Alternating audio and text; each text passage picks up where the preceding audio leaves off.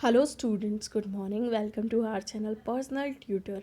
आज मैं आप सभी के लिए लाई हूँ कक्षा 9 पंजाब बोर्ड की हिंदी से एक पाठ जिसका नाम है हिम्मत और ज़िंदगी। इसे लिखा है लेखक श्री रामधारी सिंह दिनकर जी ने।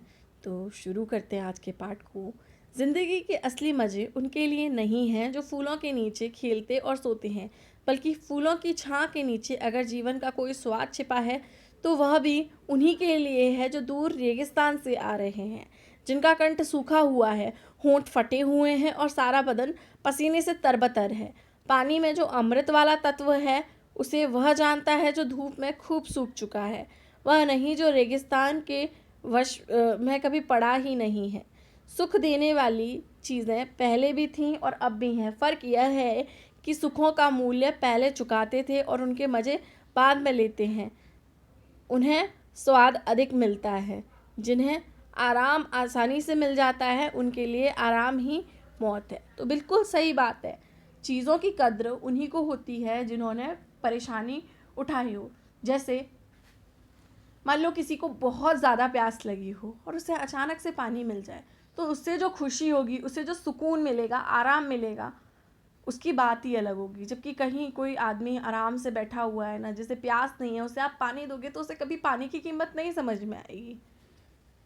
जो लोग पाँव भीगने के खौफ से पानी से बचते रहते हैं, समुद्र में डूब जाने का खतरा उन्हीं के लिए है। लहरों में तैरने का जिन्हें अभ्यास है वे मोती लेकर बाहर आएंगे। चांदनी की ताजगी और शीतलता का आनंद वह मनुष्य लेता है जो दिन भर धूप में थक कर लौटा है, जिसके शरीर को अब तरलाई की ज़रूरत महसूस होती है और जिसका मन यह जानकर संतुष्ट है कि दिन भर का समय उसने किसी अच्छे काम में लगाया है।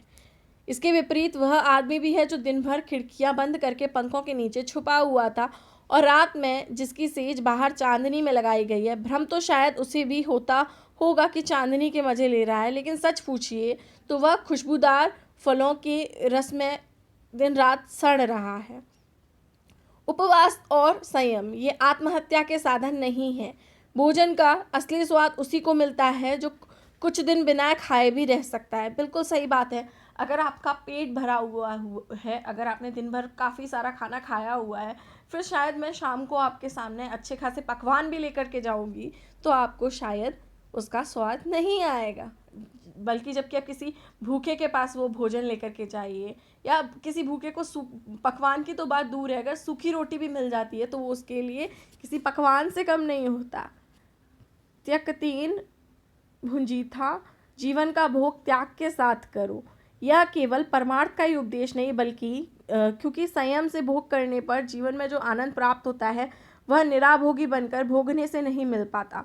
बड़ी चीज़ें बड़े संकटों में विकास पाती हैं। बड़ी हस्तियाँ बड़ी मुसीबतों में पलकर दुनिया पर कब्जा करती हैं। अकबर ने 13 साल की उम्र में अपने बाप के दुश्मन को परास्त किया था, जिसका एकमात्र कारण यह था कि अकबर का जन्म रेगिस्तान में हुआ था, और वह भी उस समय जब उसके बाप के पास कस्तूरी के एक नाफे को छोड़कर और दौलत नहीं थी। महाभारत में देश के प्राय अधिकांश वीर कौरवों के पक्ष में थे, मगर फिर भी जीत पांडवों की हुई, क्योंकि उन्होंने लाक्षागृह की मुसीबत झेली थी, वनवास के जोखिम को पार किया था। श्री विंस्टन चर्चिल ने कहा है कि ज़िंदगी का सबसे बड़ा गुण हिम्मत है। आदमी के अन्य सारे गुण उसके हिम्मती होने से ही पैदा होते हैं। ज़िंदगी की दो सूरतें हैं। एक तो यह कि आदमी बड़े बड़े मकसद के लिए कोशिश करे, जगमगाती हुई जीत पर पंजा डालने के लिए हाथ बढ़ाए, और अगर असफलताएं कदम कदम पर जोश की रोशनी के साथ अंधियाली का जाल बुन रही हों तब भी वह पीछे को पाँव न हटाए। दूसरी सूरत यह कि उन गरीब आत्माओं की हमजोली बन जाए जो ना तो बहुत अधिक सुख पाती हैं और ना ही बहुत अधिक दुख पाने का संयोग है, क्योंकि ये आत्माएं ऐसी गोधूली से बसती हैं जहाँ न तो जीत हंसती है और न कभी हार के रोने की आवाज़ सुनाई पड़ती है। इस गोधूली वाली दुनिया के लोग बंधे हुए घाट का पानी पीते हैं। वे ज़िंदगी के साथ जुआ नहीं खेल सकते, और कौन कहता है कि पूरी ज़िंदगी को दांव पर लगा देने में कोई आनंद नहीं है। अगर रास्ता आगे ही आगे निकल रहा हो तो फिर असली मज़ा तो पाँव बढ़ाते जाने में ही है। साहस की ज़िंदगी सबसे बड़ी ज़िंदगी होती है। ऐसी ज़िंदगी की सबसे बड़ी पहचान यह है कि वह बिल्कुल निडर, बिल्कुल बेखौफ होती है। साहसी मनुष्य की पहली पहचान है कि वह इस बात की चिंता नहीं करता कि तमाशा देखने वाले लोग उसके बारे में क्या सोच रहे हैं। जनमत की उपेक्षा करके जीने वाला आदमी दुनिया की असली ताकत होता है और मनुष्यता को प्रकाश भी उसी आदमी से मिलता है। तो सही बात है, जिस आदमी को ये लगता है कि उसको बाहरी दुनिया से कोई फ़र्क नहीं पड़ता, उसे ये फ़र्क नहीं पड़ता कि लोग क्या सोच रहे हैं उसके बारे में, तो उससे ज़्यादा ताकतवर मुझे नहीं लगता कि इस दुनिया में कोई होगा। अड़ोस पड़ोस को देखकर चलना यह साधारण जीव का काम है। क्रांति करने वाले लोग अपने उद्देश्य की तुलना ना तो पड़ोसी के उद्देश्य से करते हैं और ना अपनी चाल को ही पड़ोसी की चाल देखकर मध्यम बनाते हैं। तो जो साहसी व्यक्ति होता है वो अपनी चाल के अनुसार चलता है, अपने पड़ोसी को देख कर के लोग वो काम नहीं करते हैं। साहसी मनुष्य उन सपनों से भी रस लेता है जिन सपनों के कोई व्यवहारिक अर्थ नहीं है। साहसी मनुष्य अपने सपने उधार नहीं लेता, वह अपने विचारों में रमा हुआ अपनी ही किताब में पढ़ता है। झुंड में चरना यह भैंस और भेड़ का काम है, सिंह तो बिल्कुल अकेला ही होने पर ही मग्न रहता है। अर्नोल्ड बेनेट ने एक जगह लिखा है कि जो आदमी यह महसूस करता है कि किसी महान निश्चय के समय वह साहस से काम नहीं ले सका, जिंदगी की चुनौती को कबूल नहीं कर सका, वह सुखी नहीं हो सकता। बड़े मौके पर साहस नहीं दिखाने वाला आदमी बराबर अपनी आत्मा के भीतर एक आवाज़ सुनता रहता है, एक ऐसी आवाज़ जिसे वही सुन सकता है और जिसे वह रोक भी नहीं सकता। वह आवाज़ उसे बराबर कहती रहती है, तुम साहस नहीं दिखा सके, तुम कायर की तरह भाग खड़े हुए। सांसारिक अर्थ में जिसे हम सुख कहते हैं उसका ना मिलना फिर भी इससे कहीं श्रेष्ठ है कि मरने के समय हम अपनी आत्मा से यह धिक्कार सुने कि तुम में हिम्मत की कमी थी, कि तुम साहस का अभाव था, कि तुम ठीक वक्त पर ज़िंदगी से भाग खड़े हुए।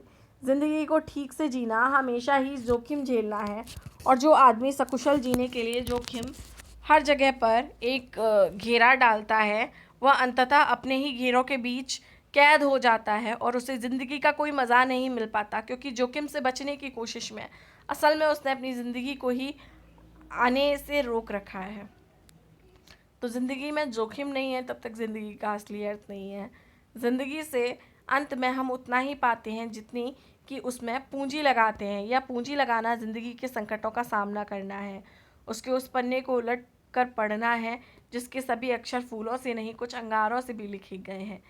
तो ज़िंदगी में हमेशा खुशियाँ मिलें ऐसा ज़रूरी नहीं है, कभी ज़िंदगी में खुश होता है तो कभी गम भी ज़रूरी होता है, ताकि हम आगे आने वाली खुशियों का सम्मान कर सकें। ज़िंदगी का भेद कुछ उसे ही मालूम है जो यह जानकर चलता है कि ज़िंदगी कहीं भी ख़त्म ना होने वाली चीज़ है। अरे वो जीवन के साधकों, तुम निचली डाल का फल तोड़कर लौटे जा रहे हो तो फिर फुनगी पर वह लाल लाल आम किसके वास्ते हैं, है ना। अगर आपने मेहनत नहीं करी, पेड़ के नीचे नीचे के फल तोड़ लिए, तो ऊपर वाले जो स्वादिष्ट फल हैं वो उसे किसके लिए छोड़ के जा रहे हो। अरे वो जीवन के साधकों, अगर किनारे में मरी हुई सपियों में ही तुम संतोष हो तो समुद्र के अंतराल में छुपे हुए मौक्तिक कोश को कौन बाहर निकालेगा। दुनिया में जितने भी मज़े बिखेरे गए हैं उनमें तुम्हारा भी हिस्सा है।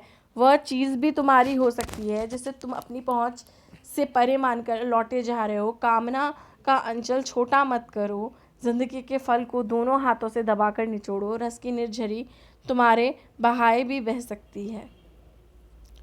तो इस पाठ का नाम था हिम्मत और ज़िंदगी। तो ज़िंदगी जो है इसमें हिम्मत बहुत ज़रूरी है। अगर हम किसी काम को करने की हिम्मत ही नहीं करेंगे तो वो काम पूरा कैसे होगा।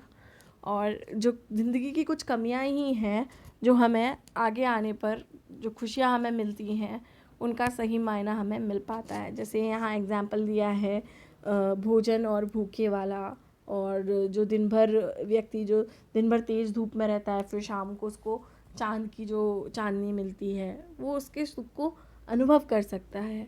अगर आपको भी ये पाठ पसंद आया हो तो वीडियो को लाइक कीजिए, चैनल को सब्सक्राइब कीजिए। Thank you.